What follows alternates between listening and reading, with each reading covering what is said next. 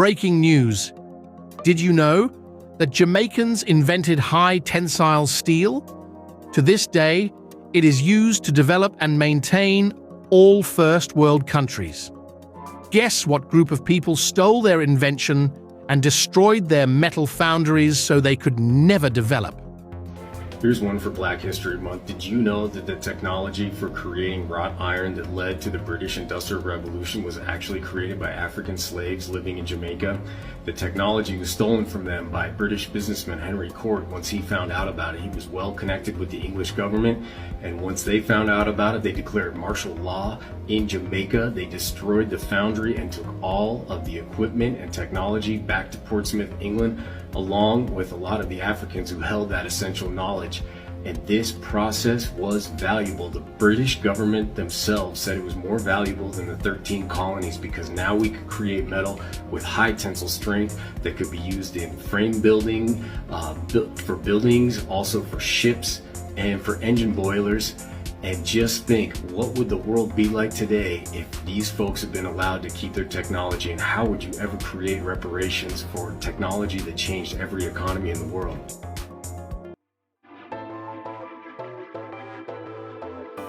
The complete history of wrought iron. To look at the history of wrought iron is to look at the history of man's innovations. Throughout time, wrought iron has been used to build ancient structures, warships and railways. Wrought iron has fought wars, built kingdoms, and provided the structures to everlasting historical landmarks.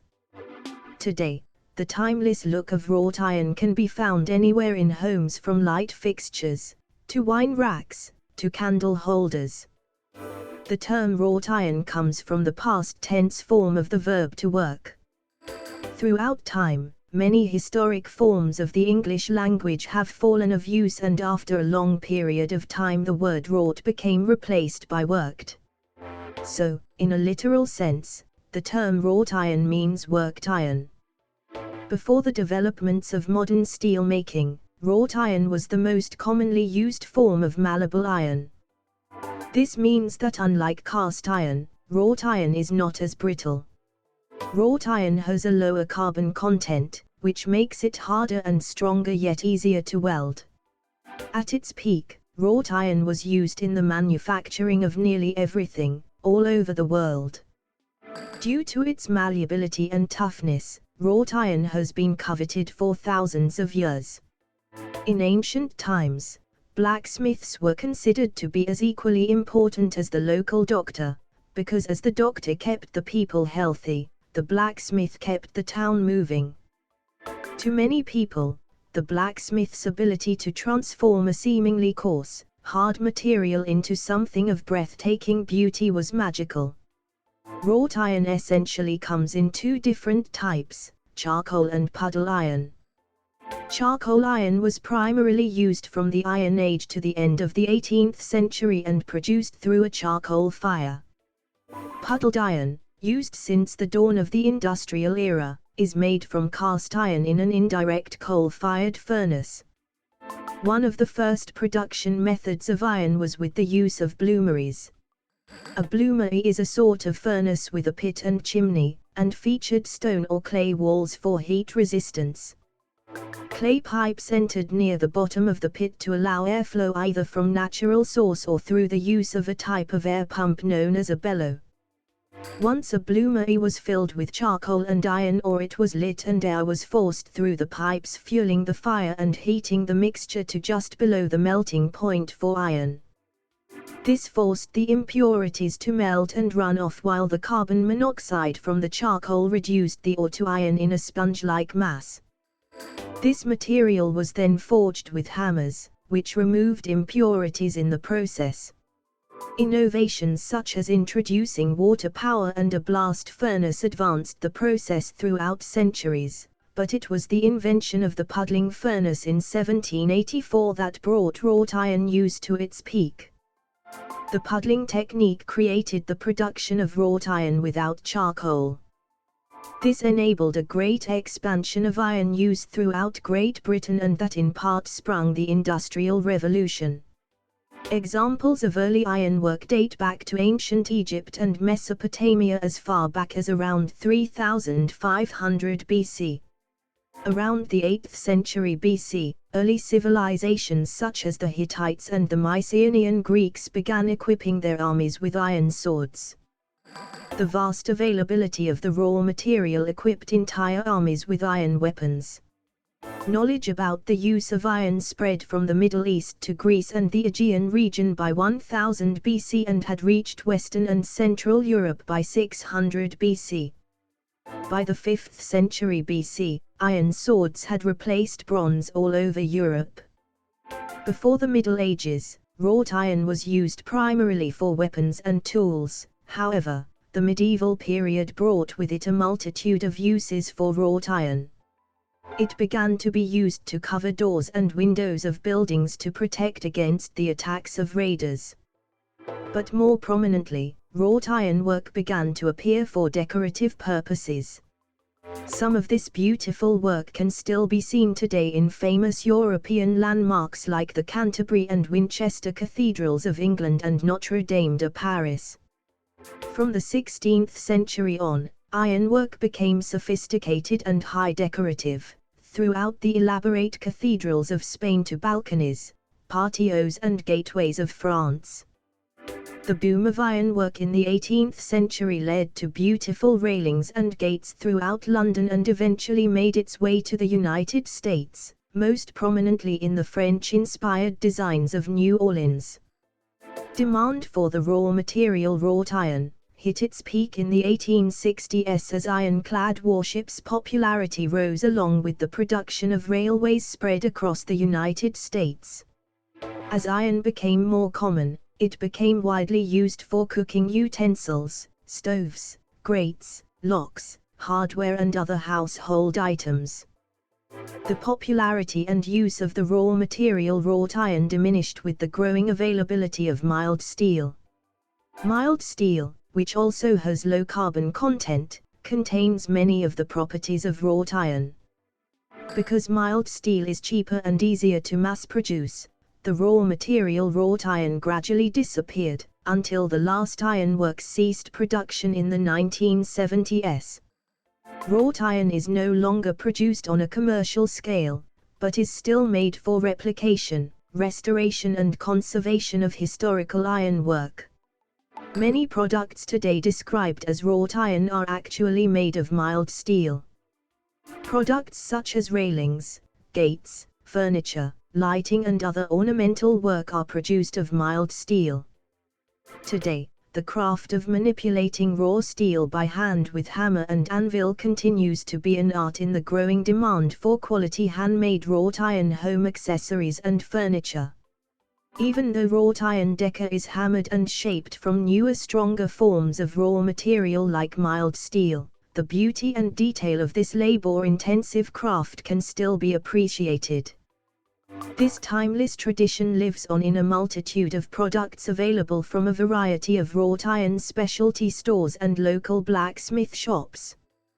Because the iron element and style is so universal, wrought iron furniture and iron decor can be found in nearly every home, cabin or commercial establishment.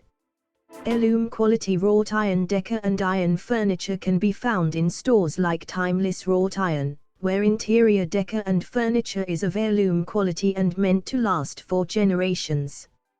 Wrought iron has satisfied people's tastes and needs for thousands of years and will continue to be of great value for years to come. Another report has the following. Industrial Revolution iron method was taken from Jamaica by Britain. This article is more than 7 months old. Wrought iron process that drove UK success was appropriated from black metallurgists, records suggest. Hannah Devlin, science correspondent. At Hannah Dev. With the 5th of July 2023 07.00 BST. Share. An innovation that propelled Britain to become the world's leading iron exporter during the Industrial Revolution was appropriated from an 18th century Jamaican foundry, historical records suggest. The court process, which allowed wrought iron to be mass-produced from scrap iron for the first time, has long been attributed to the British financier turned iron master Henry Cort. It helped launch Britain as an economic superpower and transformed the face of the country with iron palaces, including Crystal Palace, Kew Gardens Temperate House and the Arches at St Pancras train station. Now, an analysis of correspondence, shipping records and contemporary newspaper reports reveals the innovation was first developed by 76 black Jamaican metallurgists at an ironworks near Morant Bay, Jamaica. Many of these metal workers were enslaved people trafficked from West and Central Africa, which had thriving iron-working industries at the time. Dr. Jenny Bulstrode, a lecturer in History of Science and Technology at University College London, UCL, and author of the paper, said, "This innovation kicks off Britain as a major iron producer and was one of the most important innovations in the making of the modern world." Henry Cort circa 1780s. View image in full screen. Henry Cort acquired the machinery from the Jamaican foundry, shipped it to England, and patented the technique. Photograph, Science and Society Picture Library /SSPL/Getty Images. The technique was patented by Cort in the 1780s and he is widely credited as the inventor, with the Times lauding him as father of the iron trade after his death. The latest research presents a different narrative, suggesting Cort shipped his machinery and the fully fledged innovation to Portsmouth from a Jamaican foundry that was forcibly shut down. The Jamaican Iron Works was owned by a white enslaver, John Reeder, who in correspondence described himself as quite ignorant of iron manufacturing, noting that the 76 black metallurgists who ran the foundry were perfect in every branch of the iron manufactory, and, through their skill, could turn scrap and poor quality metal into valuable wrought iron. Some of these workers are named in records, and include Devonshire, Mingo, Mingo's son, Friday, Captain Jack, Matt, George, Jimmy, Jackson, Will, Bob, Guy, Kofi and Quasi. Their innovation came after the workers introduced the use of grooved rollers into the foundry to mechanize the formerly laborious process of hammering out impurities from low-quality iron. The same kind of grooved rollers were used in Jamaican sugar mills. "It's like a mechanical alchemy," said Bulstrode. "You're taking essentially rubbish and turning it into something of very high value through this process." By 1781, the Jamaican Iron Works was turning an impressive profit of £4,000 a year, equivalent to about £7.4 million today. Meanwhile, Cort was facing bankruptcy, after taking over a client's ironworks in 1775 and laying out substantial sums to win a Royal Navy contract to process its scrap iron, before realizing he stood to make a huge loss. The paper, published in the journal History and Technology, traces how Cort learned of the Jamaican Iron Works from a visiting cousin, a West Indies ship's master who regularly transported prizes vessels, cargo and equipment seized through military action from Jamaica to England. Just months later, the British government placed Jamaica under military law and ordered the ironworks to be destroyed, claiming it could be used by rebels to convert scrap metal into weapons to overthrow colonial rule. The story here is Britain closing down, through military force, competition, said Bulstrode. The machinery was acquired by Cort and shipped to Portsmouth, where he patented the innovation. 5 years later, Cort was discovered to have embezzled vast sums from Navy wages and the patents were confiscated and made public, allowing widespread adoption in British ironworks. Bulstrode hopes to challenge existing narratives of innovation. If you ask people about the model of an innovator, they think of Elon Musk or some old white guy in a lab coat, she said. They don't think of black people, enslaved, in Jamaica in the 18th century.